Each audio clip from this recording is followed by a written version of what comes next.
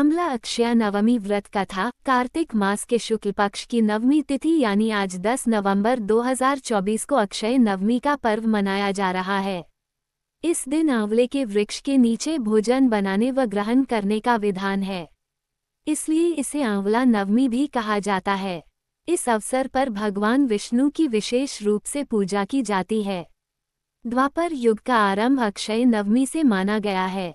पुराणों में अक्षय नवमी पर आंवले के वृक्ष की पूजा का विशेष महत्व बताया गया है। इस दिन आंवले के नीचे महिलाएं खीर, पूरी और मिष्ठान बनाती हैं और परिवार के लोग एक साथ बैठकर ग्रहण करते हैं। आंवला नवमी के पावन दिन व्रत कथा को पढ़ने या सुनने का भी विशेष महत्व होता है। आगे पढ़ें आंवला नवमी व्रत कथा।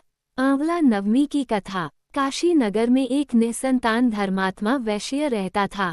एक दिन वैश्य की पत्नी से एक पड़ोसन बोली, यदि तुम किसी पराये लड़के की बलि भैरव के नाम से चढ़ा दो तो तुम्हें पुत्र प्राप्त होगा।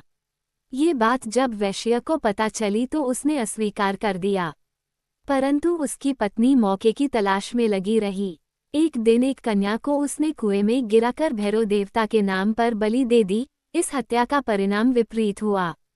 लाभ की जगह उसके पूरे बदन में कोढ़ हो गया तथा लड़की की प्रेतात्मा उसे सताने लगी। वैश्य के पूछने पर उसकी पत्नी ने सारी बात बता दी। इस पर वैश्य कहने लगा, गौवध, ब्राह्मण वध तथा बाल वध करने वाले के लिए इस संसार में कहीं जगह नहीं है।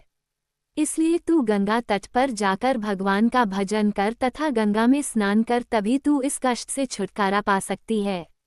वैश्य की पत्नी पश्चाताप करने लगी और रोग मुक्त होने के लिए मां गंगा की शरण में गई। तब गंगा ने उसे कार्तिक शुक्ल पक्ष की नवमी तिथि को आंवले के वृक्ष की पूजा कर आंवले का सेवन करने की सलाह दी थी, जिस पर महिला ने गंगा माता के बताए अनुसार इस तिथि को आंवले वृक्ष का पूजन कर आंवला ग्रहण किया था और वह रोग मुक्त हो गई थी। इस व्रत व पूजन के प्रभाव से कुछ दिनों बाद उसे संतान की प्राप्ति हुई। तभी से हिंदुओं में इस व्रत को करने का प्रचलन बढ़ा। तब से लेकर आज तक ये परंपरा चली आ रही है।